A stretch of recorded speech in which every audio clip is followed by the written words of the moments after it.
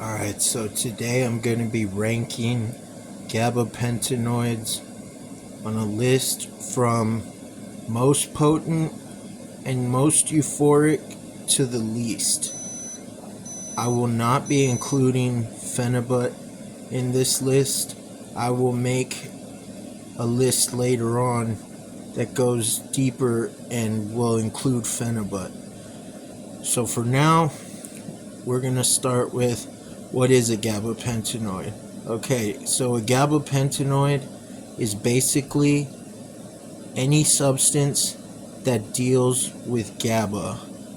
Now, it's funny that they picked gabapentinoid as a name, even though it sounds kind of weird, because gabapentin does not actually work on the GABA receptors themselves. Instead, it's a channel blocker, calcium channel blocker, which indirectly increases GABA, and some even say it has use on the NMDA receptors as well. So on the lowest of the list, I'm going to be naming baclofen.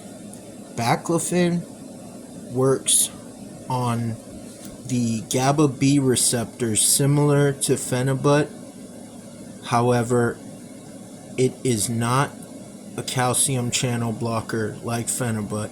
It does not work on the GABA A receptors, which is the more euphoric receptors, and it's not abusable, meaning you can take more and more and more of baclofen and you won't achieve a greater result.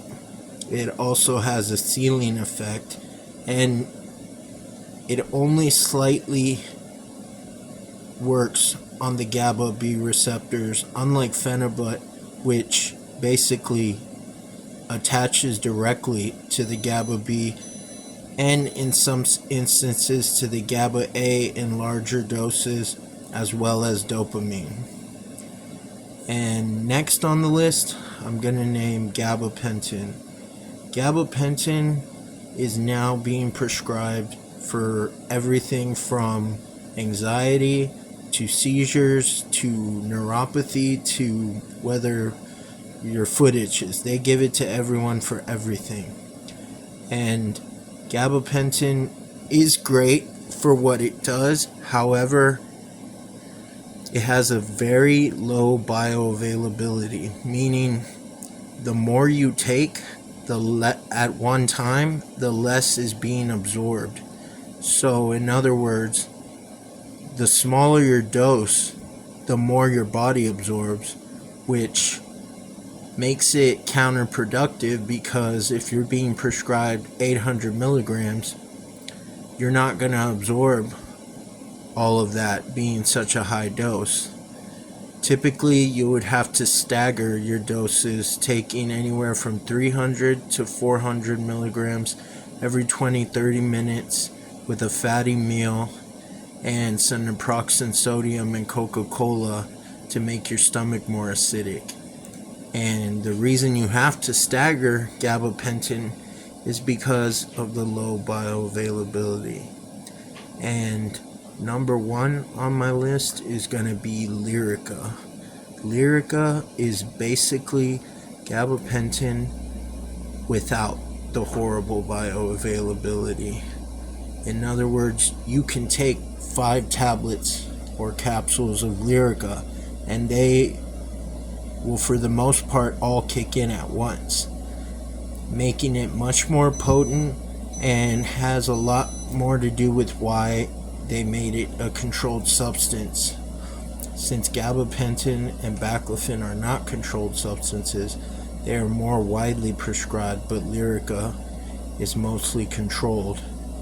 And when you get to Lyrica, that's actually some very strong euphoria that you get from it. It's very much like a gabapentin type high. However, you don't have to do all the complicated math and staggering jump through hoops like you would with gabapentin. So number one on the list for most euphoric, most effective gabapentinoid goes to Lyrica. Number two would be gabapentin itself. And number three, the lowest on the list, would be baclofen, due to the fact that it is not a calcium channel blocker. It does not have a residual effect, and it has a ceiling attached to it. So I'll make another list shortly including more gabapentinoids, but for now I hope you enjoyed this list.